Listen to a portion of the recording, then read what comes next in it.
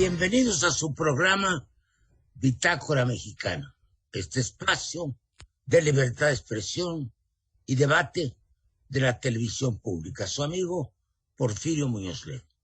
Hoy tenemos la discusión, un fenómeno político nuevo que se está probando en la práctica, que es la modalidad de consultas populares. El domingo tuvimos una, a la que no asistió, por cierto, muchos votantes. Hoy se publican, hoy los darán las cifras finales el Instituto Nacional Electoral.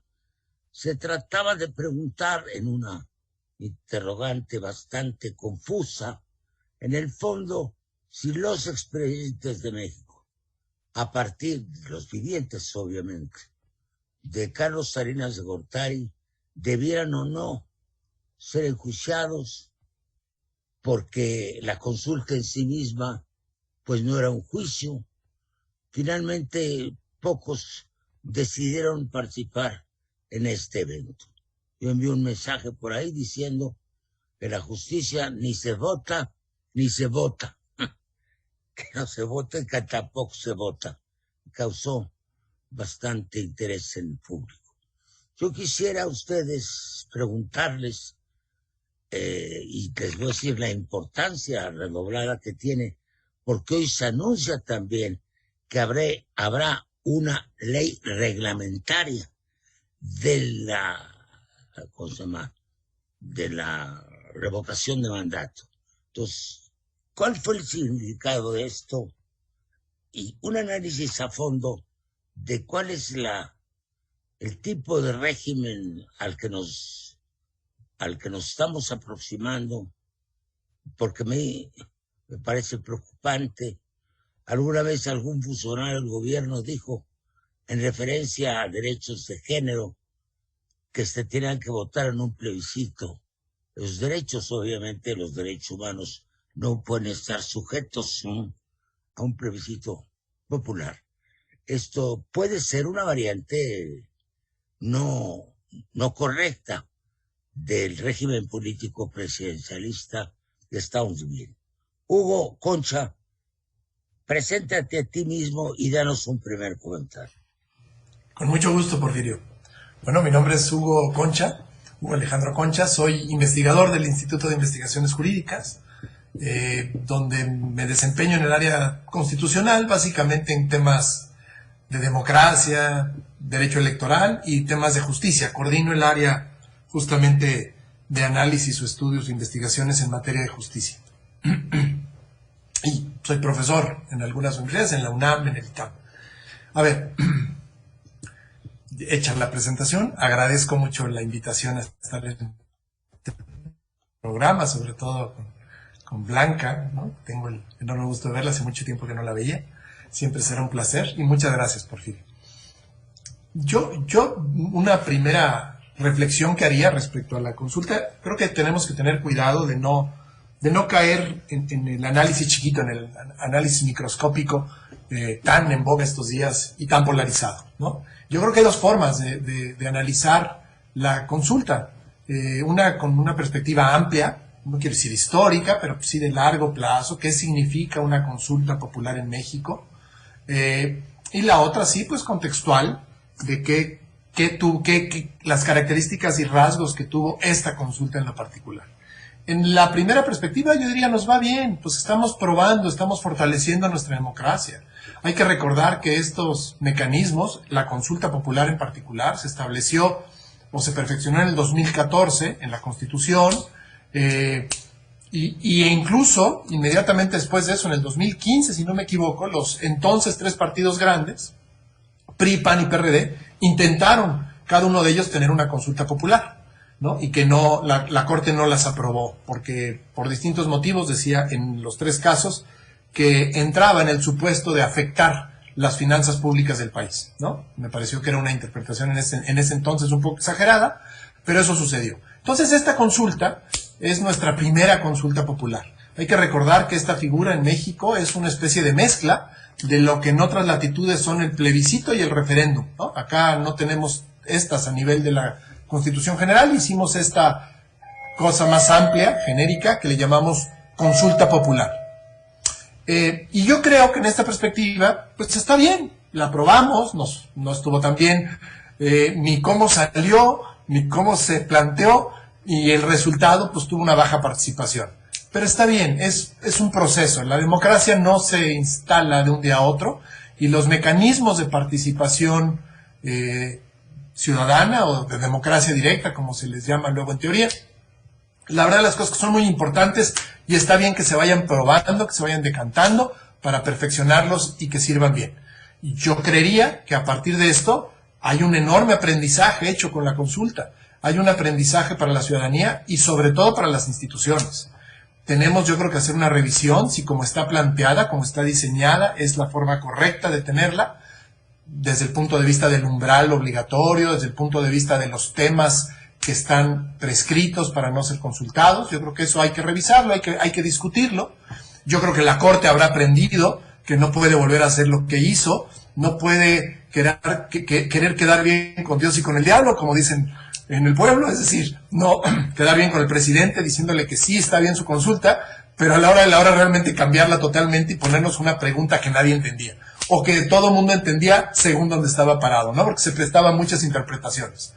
Entonces yo creo que esa es una perspectiva importante de tener respecto a esta consulta y ojalá que de veras sea para bien y la perfeccionemos. La otra, y ya me callo con esto para que escuchar a Blanca, es una perspectiva contextual, ¿no? Y ahí sí me meto pues con lo que sucedió. Era una propuesta de López Obrador cuando era candidato, cuando fue presidente electo. Él mismo se quería desentender porque decía que no quería gastar su energía y su tiempo en perseguir a los expresidentes. Y sin embargo, con la presión que había, porque no era compatible decir eso y al mismo tiempo querer combatir todo lo que había sucedido con la corrupción, pues dijo pues que el pueblo decida. Vamos a hacer una consulta y esta vez va a ser la consulta conforme al mecanismo constitucional. Y ahí empezó todo. Cuando llega a la Corte, pues la Corte dice, híjole, esta pregunta, aunque no está explícitamente prohibida en los temas que están prescritos en el artículo 35, no camina. No camina porque la justicia, como dijeron ellos en esa famosa reunión, la justicia no se puede poner a consulta.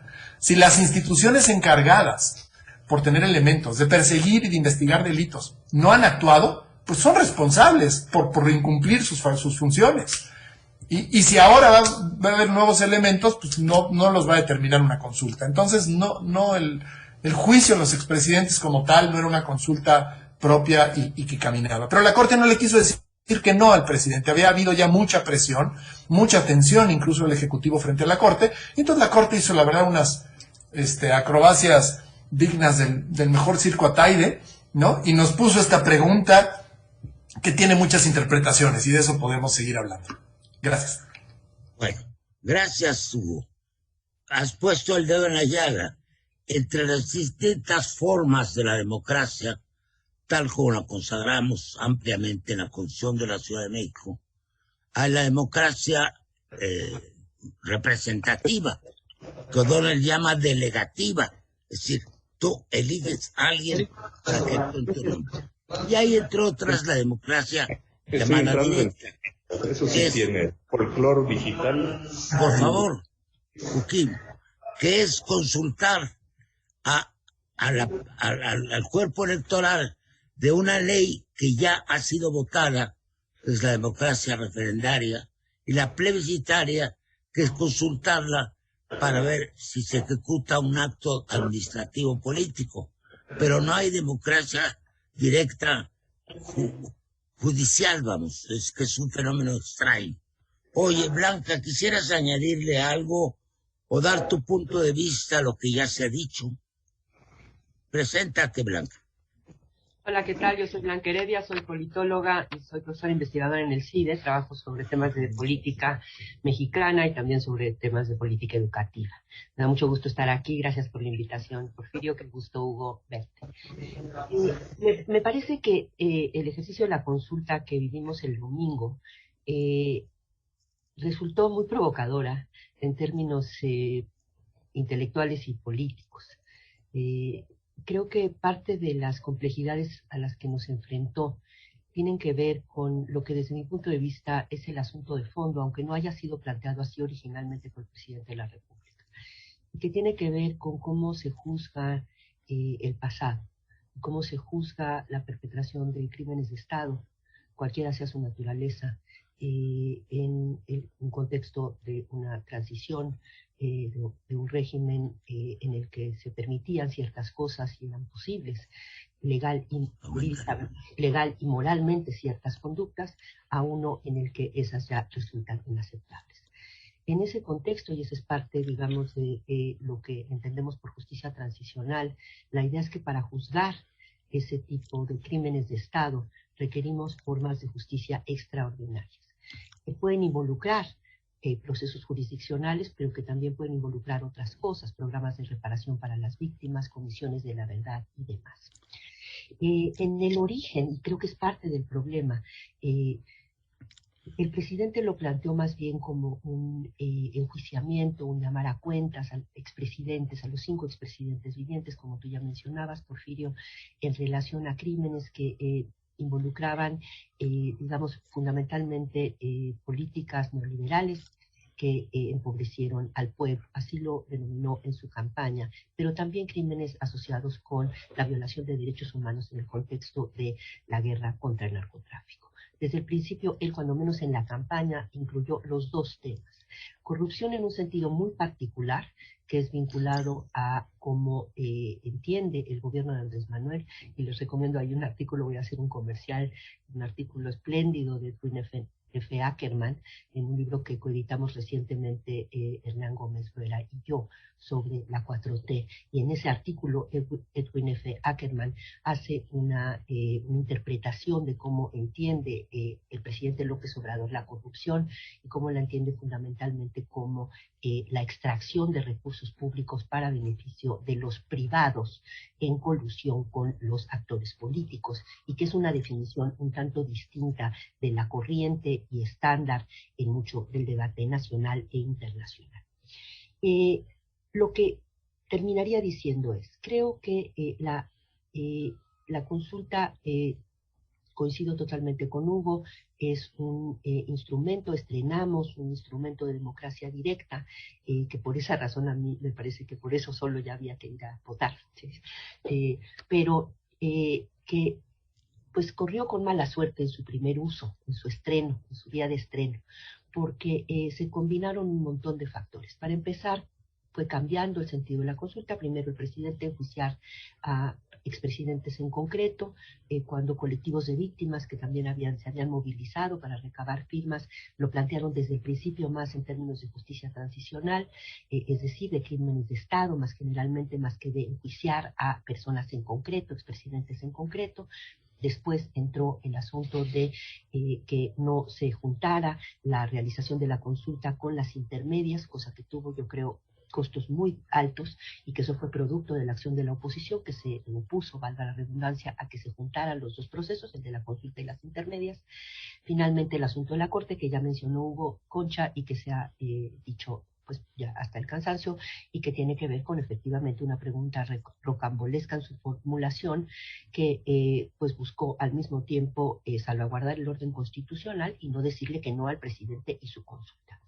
Dicho lo anterior, y termino, en la propia formulación de la pregunta se aparece o también nos anuncia, digamos, una manera de enmarcar el problema que también está ubicado dentro del mundo, digamos, conceptual y jurídico de la justicia transicional.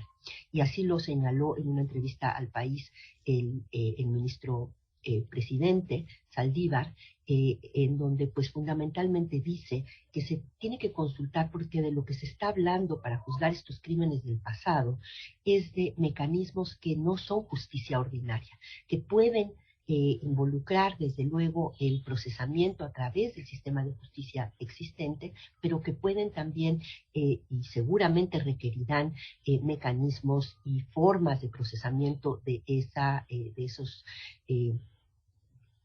crímenes que no pasan por la justicia ordinaria y que involucran, como ya dije, programas de reparación de víctimas, comisiones de la verdad y demás. Creo que ha sido un ejercicio interesante en el sentido que, para empezar, nos ha puesto a hablar de estas cosas. Y con respecto a qué tan fracaso o no es en términos de participación, pues todo depende de con qué lo comparamos. O sea, si lo comparamos contra el umbral que se requería para que fuera vinculante, que desde mi punto de vista es enloquecidamente alto ese umbral, pues quedó muy mal. Pero si lo comparamos con, por ejemplo, que ya lo han hecho varios, Jorge Cepeda, entre otros, en su artículo de esta semana al respecto, si lo comparamos con la votación que el PRI recibió en las intermedias, pues es más o menos el mismo número de votos.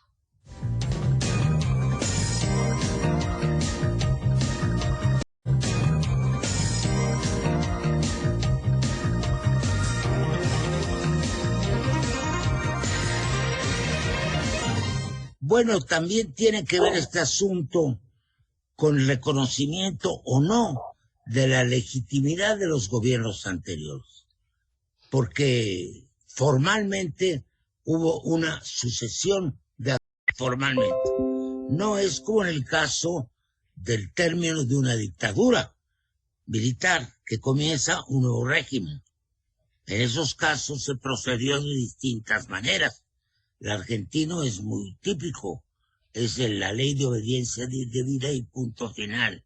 Si se perdonó a los militares y se ofreció que ya no volvería a ocurrir. Cosa que no fue satisfactoria para las madres de las víctimas, como lo sabemos. Uquibe Espadas, preséntate, por favor. Buenas tardes, pues aquí Uquibe Espadas, consejero del Instituto Nacional Electoral, y en funciones desde hace un año. Poco más puedo decir de mí. ¿Qué piensas de este asunto? Si bien hay una serie de antecedentes de consultas realizadas por gobiernos locales o sin un respaldo gubernamental o legal, esta es la primera vez que se realiza una consulta a nivel nacional bajo el marco constitucional. En ese sentido, me parece que su realización, ya por ese mismo hecho, es una ganancia democrática. Queda por delante valorar a detenimiento sus resultados. Yo no comparto la idea de que esto haya sido un ejercicio fallido, como se ha estado diciendo. Me parece que el hecho de que haya participado 6,5 millones de personas en un primer ejercicio es ya un dato importante. No puedo omitir el hecho de que la consulta que fue sometida a la pregunta específica que fue sometida a votación es una pregunta con una redacción compleja que abarca un marco amplísimo de posibilidades y que en ese sentido resultó pues inespecífica para muchas personas, y creo que una pregunta más clara hubiera facilitado una participación más amplia. Por otro lado, me parece también que más allá de esta redacción compleja, la Corte cambia el foco de la pregunta de manera muy importante, y es lo que yo quisiera resaltar.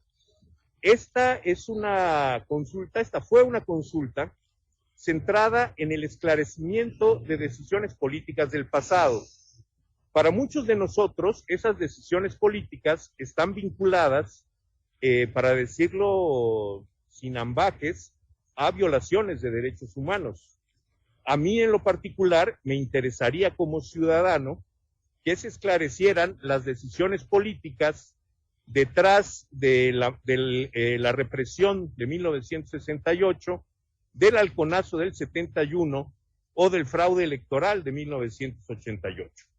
En ese sentido, yo coincidía, al menos parcialmente, en la idea de que esta consulta podía abrir la puerta a comisiones de la verdad que esclarecieran hechos, independientemente de que quienes tomaron las decisiones políticas en el momento incluso pudieran ya no estar vivos.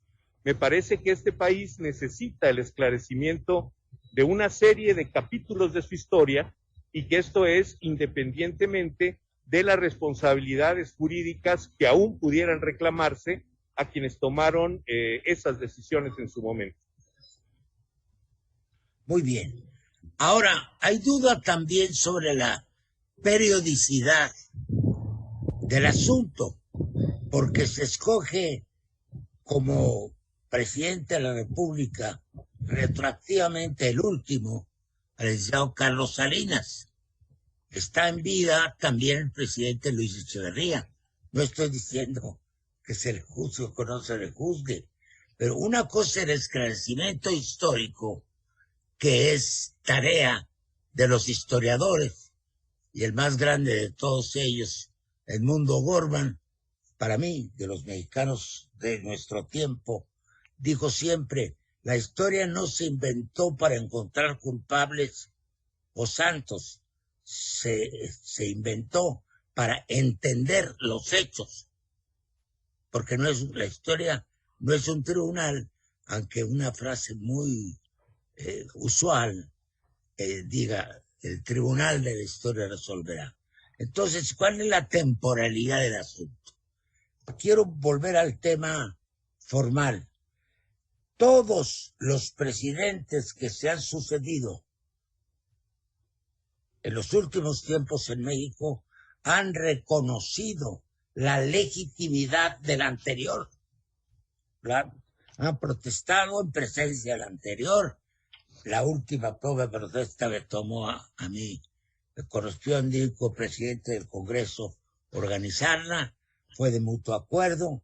Bueno, luego vienen acusaciones que son perfectamente legítimas, pero ¿desde qué punto de vista o con qué base jurídica esa consulta es una consulta que tenga consecuencias de tipo judicial, o es nada más una comisión de la verdad que se había propuesto cuando la primera alternancia en el poder, que fue la de Vicente Fox, ¿verdad? Él tomó posición, se le entregó la presidencia Ernesto Zedillo, pero Adolfo Aguilar Sincer, por cierto, propuso una comisión de la verdad.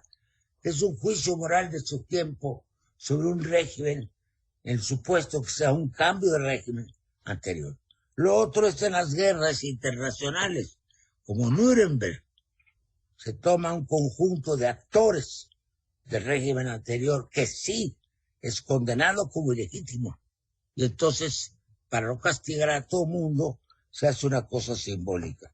Yo no le veo mucha lógica al asunto en su conjunto desde el punto de vista jurídico.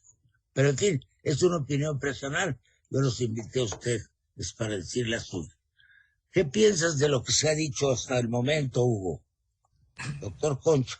Gracias, Porfirio. Mira, creo que todos sabemos que había sobre todo dos grandes interpretaciones desprendidas de esta ambigua, abstracta y muy general pregunta que nos regaló la Corte para la consulta. Una, que estaba promovida en buena medida por el partido de Morena, pues era continuar, insistir en que esto significaba llevar a juicio sin mayores detalles a los expresidentes. Y sí, en esa incluso forma de interpretar, creo que cabían varias preguntas. A mí también me llamaba la atención por qué a Luis Echeverría no se le incluía en el grupito, digo, porque hicieron además una amplísima publicidad y propaganda y salían las fotos de los expresidentes, ¿no? Bueno, ahí estaba una interpretación. Y la otra, que me parece que era mucho más virtuosa, era mucho más... generaba mejores caminos para avanzar, digamos, en términos generales en el país, era la que empezaron a promover primero organizaciones defensoras de derechos humanos y que luego la hizo suya, como muy bien decía Blanca, el propio presidente de la Corte. Cuando se empezó a interpretar que estos procesos de esclarecimiento, que es lo que dice la pregunta, o decía la pregunta, significarían o deberían de significar la creación y establecimiento de comisiones de la verdad y de mecanismos de justicia transicional. Eso que en general a mí me gustaba mucho más, me parece muy bien, sin embargo también tenía muchos problemas, porque tenemos que discutir, tenemos que decir, pues, ok, ¿qué entendemos todos por comisiones de la verdad? Porque todo el mundo lo dice como ay, convoco a mis cuates a cenar hoy en la noche, y la verdad es que hay comisiones de la verdad de muchos tipos, en muchas experiencias históricas internacionales. Las comisiones de la verdad fuertes, las que se establecieron en algunos países de América Latina, como Argentina, por ejemplo, o lo que ha intentado Colombia en los últimos años, son procesos bien complicados. Son procesos, para empezar, en donde se tienen que sentar bases legales Y ahí ya la pregunta, entonces también te generaría un problema, porque decía, ¿está usted de acuerdo de conforme al marco constitucional y legal? No, pues conforme ese marco no da mucho para crear estas comisiones de la verdad amplias. Hay que hacer alguna reforma, alguna ley para generarlas. Porque son comisiones de la verdad, en donde además de los actores gubernamentales responsables de llevar a cabo medidas, normalmente se invita incluso a los grupos que se señala como responsables de muchas de las atrocidades que se han cometido. En el caso de México, yo no sé, tenemos que dirigir muy bien a dónde se querrían llevar esos mecanismos de justicia transicional, y justamente en lo que significa es pues invitar incluso a los líderes de muchos de los grupos de crimen organizado que han sido vinculados con estas desapariciones, o a miembros del ejército, o en fin, etcétera. Y para hacer eso, normalmente, el caso colombiano me parece que es muy claro, pues a veces se les ofrece cierta reducción en posibles penas, se les ofrece incluso amnistía en cierto tipo de delitos, y para hacer eso tienes que regularlo, porque si no, pues simplemente estás rompiendo la ley, invitando a los que han cometido delitos a que vengan y te den información, ¿a cambio de qué? Es decir, crear estos mecanismos de justicia transicional es complicado. Y me parece a mí otra vez que la pregunta en sí misma, que quisimos muchos interpretar de esa manera, quedaba cortita. Le quedaba cortita para llevar a cabo todas esas acciones. Ahora, dentro de las interpretaciones, sin lugar a dudas, es la que el país necesita. Yo simplemente diría, bueno, pues para la próxima hagamos la pregunta muchísimo más directa y clara en ese sentido, ¿no? Sí, me parece muy bien. Además, si de esclarecimiento histórico se trata, pues nada más y no de castigo, pues se pudo haber puesto también los nombres de los que ya se murieron en la misma temporalidad. Díaz Ordaz, no digo antes todavía López Portillo. Si es nada más crecer históricamente, pues ahí caben también muertos. A mí me parece, lo digo, a mí no me gusta, porque me parece muy propagandística. ¿Y quién establece lo que fue una transmisión legal del poder, o no lo fue, o legítima? Y por otro lado, hay que ver los delitos que no prescriben como genocidio. Entonces, o es una acción judicial con base a la concesión a las leyes, o es una investigación histórica, o es un divertimiento colectivo. Yo soy mucho más drástico, siendo miembro del partido gobernante, pero siempre con un criterio que estimo propio.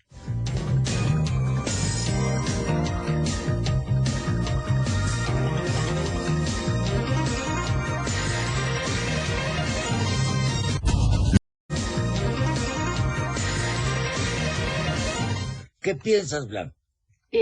Creo que coincido con mucho de lo que ya nos expuso Hugo Concha con respecto a la justicia transicional. Además coincido en que desde mi punto de vista ese sería el marco más adecuado, y además también desde mi punto de vista imprescindible para empezar a poder entender qué pasó, a tener respuestas, y qué ha seguido pasando además con respecto a todos esos crímenes perpetrados directamente por funcionarios del Estado mexicano, o en colusión o encubrimiento por parte de esos funcionarios, que han permitido la cantidad de violencia y de muerte que hemos vivido en los últimos años en México.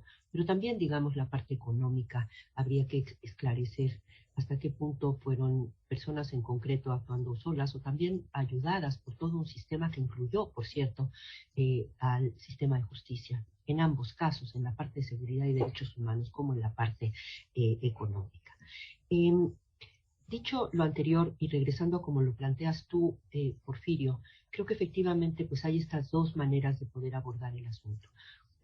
Como lo planteó originalmente el presidente, enjuiciar a un conjunto específico de expresidentes por lo que considera sus crímenes en materia de políticas económicas, en materia de seguridad, frente a esta otra interpretación de juzgar crímenes de Estado más generalmente.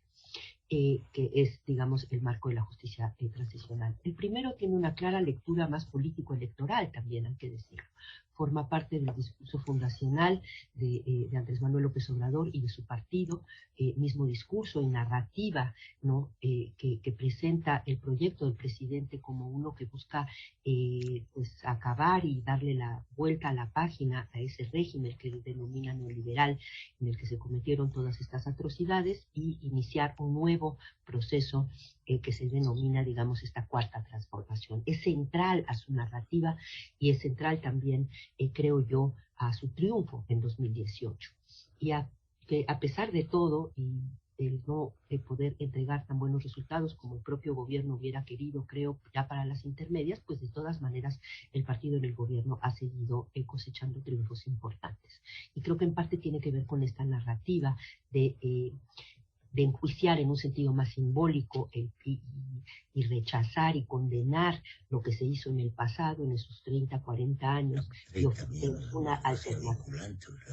Por otro lado, está esta otra interpretación que tiene que ver con hacernos cargo como colectividad, que nuestro sistema de justicia no está equipado, en parte por cuestiones de fallas institucionales, en parte por captura política y económica, hay que decirlo, para realmente poder hacerse cargo de esas conductas criminales de funcionarios del Estado coludidos con actores ilegales o con actores privados en perjuicio de la ciudadanía. Y creo que si no nos hacemos cargo de eso, pues vamos a seguir transitando por la vida sin saber qué pasó y sin ninguna posibilidad de reparar los daños y de evitar que se repitan esas cosas. Creo que es una gran asignatura pendiente el poder saber, yo no sé ustedes, pero yo quiero entender qué pasó, yo quiero entender cuáles han sido los mecanismos en concreto a través de los cuales ha sido posible esta espiral de violencia incontenible en la parte del combate al narcotráfico y el manejo de los temas de seguridad, por un lado, y por otro lado quiero entender mejor y quiero llamar a cuentas, quisiera que pudiéramos llamar a cuentas como sociedad el uso, digamos, de los recursos del Estado para beneficio privado, insisto, no solamente para funcionarios públicos, sino para el propio sector privado y para actores privados. Pues tienes mucha razón en meter también el tema económico, porque se dice que se amasaron grandes fortunas, de lo que no tengo ninguna duda fundada, cuando menos. Entonces, ¿hacia dónde lleva eso? Hacia un esclarecimiento del pasado. Yo creo que debe haber unas disposiciones más precisas. Por ejemplo, el tema de los documentos clasificados. Estuve leyendo con mucha atención los que más o menos hace 2, 3 meses salieron, ¿sí? Incluso de las fuentes norteamericanas, ¿no? De repente mencionaban por ahí y decía, bueno, ¿qué andan diciendo señores de mí? Y resulta bastante veraz. Entonces, una cosa es la lectura de la historia reciente o la historia remota a través de desclasificar documentos y de encargarlos sea a una comisión de la verdad o dejarlo a los historiadores, y otra es procesar judicialmente al pasado inmediato. Y luego, ¿quién establece el momento a partir del cual hay que enjuiciar? Se está aceptando sin discusión que nace un nuevo régimen político. Yo así quisiera. Y para eso se necesitaría, pienso, una nueva constitución. Pero en fin, ¿quién establece los tiempos y las personas y los procedimientos y los temas sobre los cuales se juzga? Para eso sería necesario claridad. Y este es el caso opuesto. Si hay confusión, es en ese texto en que consiste la pregunta, que en el fondo dice, bueno, ¿usted está de acuerdo en que a estos señores se les aplique? Pues está de acuerdo, no necesita por qué estar de acuerdo la gente. Es decir, no acabo de verle una lógica constitucional y jurídica suficientemente sostenible. Además, queremos saber qué pasó. Uquib, ¿para ti te pareció reducida la participación? ¿Te pareció suficiente para una primera experiencia y poco responder los asuntos de fondo, ¿no? Bueno, a ver, para una primera participación me parece que Hombre, no es que una participación de 6,5 millones de personas pueda celebrarse como un gran vuelco ciudadano en las urnas. Desde luego yo no iría tan lejos. Pero otra vez, es un ejercicio inaugural. Para que los ciudadanos entendiéramos el alcance de las elecciones, tuvieron que pasar un par de décadas. Es decir, desde que los procesos electorales realmente se abrieron a la pluralidad a partir de la reforma del 77, hasta la alternancia política, hasta la alternancia en la presidencia, transcurrieron casi 25 años, un cuarto de siglo. En ese sentido, creo que los mecanismos de democracia participativa tendrán que ejercitarse. Pero quisiera yo retomar un punto, que es el de las implicaciones jurídicas que podría tener la consulta. A ver, me parece que la consulta por sí misma, si hubiera sido vinculante, de cualquier manera no tenía implicaciones judiciales, pero sí tenía implicaciones legislativas, y recordemos, la consulta también se podía responder con un no. Es decir, en cualquiera de los dos sentidos, una decisión vinculante por parte de la ciudadanía hubiera impuesto fundamentalmente tareas al Poder Legislativo en lo inmediato. Es decir, si se tratara de crear comisiones de la verdad, estas desde luego no están previstas en nuestro marco jurídico y tendría que haberse reformado el marco jurídico de manera más bien amplia para poderlas incluir. Y no nos olvidemos del caso inverso, es decir, ¿qué pasaba si 40% de los votantes acudía a la consulta y respondían que no? Esto hubiera sido una suerte de instrucción para una ley de amnistía general o de punto final o una cosa como estas. Y otra vez, es verdad lo que señala Hugo sobre la diversidad de experiencias en estas materias en el mundo. Yo recordaría el caso sudafricano, en donde a final de cuentas las dos implicaciones estaban en la manera de actuar de las comisiones de la verdad. Es decir, se generaron por un lado comisiones de la verdad que eran parte de un proceso de punto final. Es decir, sí, tú que participaste de las peores atrocidades del régimen del apartheid, podrías lograr quedar exonerado de responsabilidad judicial si y solo si confesabas absolutamente todo aquello en lo que estuviste involucrado. Pero lo que sí hay que dejar muy claro es, me parece a mí, ahora sí que por salud republicana, es que la consulta, en caso de haber sido vinculante, marcaba fuertes tareas legislativas porque, bueno, el marco legal incluye también la posibilidad de reformarse y ninguna de las dos respuestas tenía una implicación directa que no pasara por el Poder Legislativo. Y bueno, evidentemente esto nos enfrenta, como bien señalas, al asunto de que, como hemos opinado a lo largo de los últimos 21 años, no puede haber un nuevo régimen si no hay una nueva constitución. Reitero acá algo que he repetido en diversas ocasiones. Vicente Fox claudicó de su decisión, de su compromiso público y de su obligación histórica de llevar este país a una nueva constitución, y la fecha en que esa claudicación fue dada fue cuando designó embajador al licenciado Porfirio Muñoz Ledo, en lugar de seguir adelante con el proceso de reforma constitucional que el momento histórico exigía. Muchas gracias por la mención que has hecho en persona. Has metido dos elementos más que son muy importantes. La amnistía, y yo diría también el indulto. La amnistía genéricamente es una definición, es un perdón colectivo a todas las personas que estuvieron o pudieron estar involucrados en unos hechos precisos de la historia. Tlatelolco, por ejemplo. Bueno, ahí Reicerones, como secretario de Gobernación, propuso la amnistía. El indulto es el perdón del Señor. Viene el derecho divino de los reyes. Y fue clásico en el Imperio Romano decir así o así. Culpable, pero yo lo perdono. Es una facultad del jefe del Estado. Entonces, tenemos el tercer ejemplo, que es el que se practicó en México con motivo de la Revolución Zapatista. El gobierno ofreció una amnistía y ellos dijeron, no, nosotros nunca pecamos, no queremos la amnistía. Es una ley, como se le llamó, de reconciliación. Entonces, yo creo que en esos casos en estos casos hay que ser muy claro. Ahora, tú dices, se estableció que no sería vinculante, y tú das como consecuencia de que lo hubiera sido, que hubiera sido vinculante, que hubiera obligado a medidas legislativas. Esto también me parece que queda en la confusión.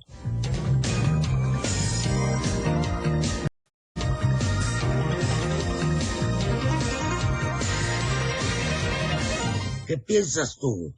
Me gustan mucho cosas que se han dicho aquí.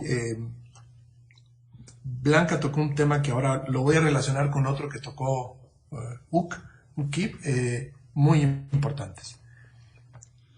Yo creo que también que tenemos un problema cuando tratamos de llevar la interpretación de esta pregunta al tema de las comisiones de verdad y la justicia transicional, porque creo que un supuesto necesario para que estos mecanismos también funcionen es que haya un mínimo de eficiencia en la justicia ordinaria.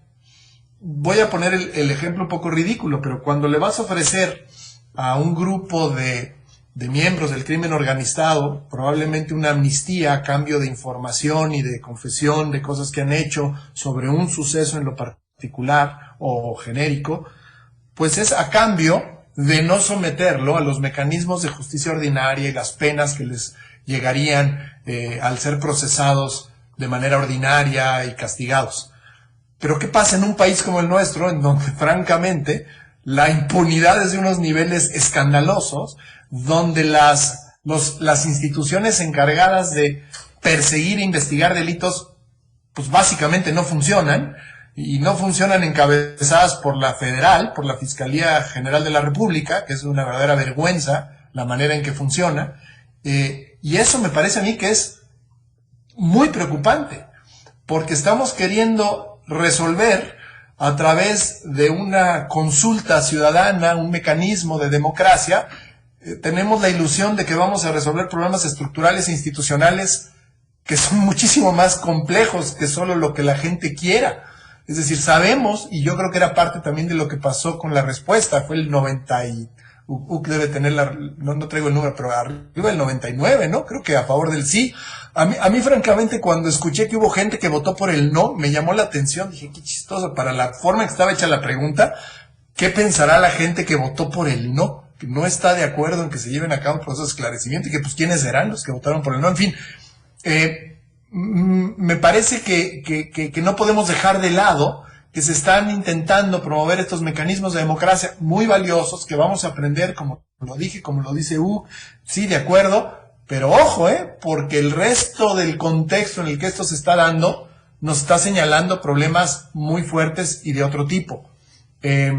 Y ahí, pues la consulta nos va a quedar a deber, esta o aunque fuera otra mucho mejor hecha. Porque sí, se van a tener que hacer arreglos legislativos, se van a tener que hacer cosas, pero la gran pregunta que sigue en el aire, ¿qué vamos a hacer con la justicia mexicana? Digo, porque esto tenía que ver con la justicia mexicana. La justicia mexicana, de veras, yo creo hoy en día que ya es nuestro principal problema, y no sé qué tanto hay consenso y conciencia de esto. Es una observación muy atinada. Yo añadiré que las transiciones democráticas teóricamente se distinguen del cambio de poder por las armas, porque ocurren de un modo pacífico, obviamente. Pero en el fondo lo que significa un perdón es borrón y cuenta nueva. Borrón y cuenta nueva. Este es lo que significa. Tiene mucho que ver también con los conflictos internacionales. Después de la experiencia de lo que se hizo a los alemanes después de la Primera Guerra Mundial, se acabó la guerra Japón-Estados Unidos, vamos a escribir una nueva historia. Entonces, y has puesto el dedo en la llaga. El tema, y tú lo defines para mí muy bien, quizá es el tema más grave del país desde el punto de vista institucional de las instituciones. El tema de la justicia, que tú has escarbado desde hace muchos años. Sobre todo recuerdo que estuviste estudiando el tema de la justicia local, de la justicia más abajo, ¿no? Y cómo es la total arbitrariedad, el patrimonialismo del Estado. ¿Qué piensas de eso, amiga Blanca? Coincido con ustedes en que muy posiblemente, casi seguro que es nuestra gran asignatura pendiente, el tema de la justicia, y que nos plantea, digamos, retos especialmente peliagudos, porque también en alguna intervención previa, Porfirio, tú hablabas de cómo las transiciones a la democracia, las transiciones de régimen suelen involucrar cambios jurídicos muy importantes. En nuestro caso, lo que tenemos es la transición de digamos, la posible transición de un régimen en donde había una distancia muy pronunciada entre el marco legal y el país real, y la operación real del país, a uno que se ha ido transformando, pero de manera, desde el punto de vista muy lenta, en ir acortando esa brecha. Y no se trata tanto de cambiar las leyes, porque esas las cambiamos un día sí y otro también. El tema es cómo nos podemos hacer cargo de que estas leyes puedan aplicarse de una manera más impersonal, y en donde en particular, y como ha señalado Ana Laura Magaloni en su trabajo tan importante, en donde sea posible que el grueso de la población pueda acceder, en efecto, a la impartición impersonal de la justicia. Me parece que así definido, ese es el problema central del país. Y de alguna manera, quizás estoy siendo ingenua o muy idealista, pero pienso que la discusión y el debate al que nos invita la consulta, sobre todo leído desde el punto de vista de justicia transicional, pudiera ayudarnos a empezar a imaginar cómo lidiar con ese problema. Porque lo que a mí me parece claro es que solamente desde el sistema de justicia existente, que en alguna medida pues fue cómplice de todos esos mismos crímenes de Estado que sería importante esclarecer y poder generar reparación para las víctimas y castigo para los culpables, pues es muy difícil que el propio sistema judicial pueda ser él mismo juez y parte, digamos, de ese proceso de esclarecimiento del pasado. Y en ese sentido, insisto, sí me parece que es muy importante empezar a hablar de manera más clara, haciéndonos cargo de las enormes complejidades y retos políticos, legales y morales que ello implica, el poner sobre la mesa la necesidad de construir mecanismos de justicia extraordinaria que nos permitan enfrentar esta situación pues tan extraordinaria en la que nos encontramos. Y en donde, entre otras muchas cosas, están en juego, bueno, ¿cómo juzgas el pasado sin comprometer el presente y el futuro? Porque también eso hay que decirlo. El castigar a culpables que no son culpables individuales, sino que son parte de redes sistémicas, pues pone en riesgo la gobernabilidad y la estabilidad del país. Como ya nos faltan 5 minutos para terminar, me voy a referir al plato con el que nos desayunamos el día de hoy.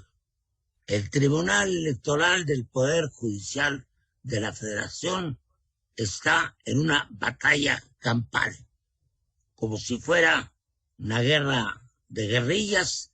Han desconocido sus compañeros al presidente de ese organismo. Reflexión. Un error muy repandido es creer que el Tribunal Judicial del Poder Electoral es un tribunal constitucional. El único tribunal constitucional es la Corte.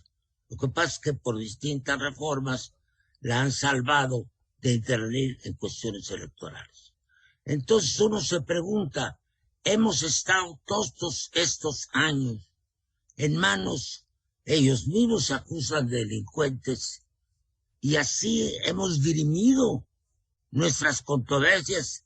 Yo soy de aquellos que han sido, cuando menos en 2 ocasiones, víctima del famoso tribunal. ¿Qué vamos a hacer? Con algunos de ustedes lo he comentado, un nuevo diseño institucional. Y por lo pronto, por ejemplo, el Instituto Nacional Electoral sigue supeditado a un tribunal que ayer tuvo 3 presidentes, según dice un periódico. Perdóname que abuse de tu conocimiento, y sabiendo que eres obviamente miembro del Consejo del INE, de todas maneras me gustaría conocer tu opinión, Uki, para cerrar este programa. Bien, yo he sido muy crítico del Tribunal Electoral, hace 2 ayeres como militante político, ayer como ciudadano y hoy como funcionario electoral, y he manifestado serios desacuerdos con sus decisiones. El asunto del día de ayer me parece que debe ser tomado con mucha precaución. esto revela un conflicto intenso que no empezó ayer, que espero que sí haya llegado que llegue a su último momento el día de hoy, porque más allá de una serie de modificaciones en el régimen legal, tanto del tribunal como del instituto, lo cierto del caso es que este conflicto, con la gravedad que no pretenderé negar, no puede servir de justificación para hacer una declaratoria de borrón y cuenta nueva. Es decir, como hay un conflicto severo en el tribunal, pues lo que hay que hacer es arrasar con el tribunal y ya encarrerados, pues también arrasamos con el INE, y vamos a construir sobre cero, cuando la realidad es que pues las bases constitucionales están dadas y que el servicio, que por un lado la judicialización de los procesos electorales ha proporcionado a la sociedad. Recordemos cuando los conflictos electorales no podían llegar al tribunal, especialmente cuando los conflictos electorales locales no podían llegar al tribunal, y lo que ocurría en la política y la sociedad en esos momentos. Y bueno, de la autonomía del INE he hablado ya a suficiencia. Muchas personas con más experiencia incluso, desde luego lo han hecho. Y creo que ante todo lo que hay que distinguir acá es que hay un problema profundo, pero que la solución no radica en el arrasamiento de las autoridades electorales.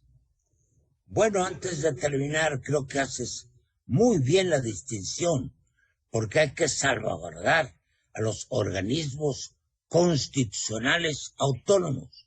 El tribunal no lo es una parte del poder judicial de la Federación, aunque su único sometimiento o vínculo con él es el Consejo de la Judicatura, que pueden tener cosas formales.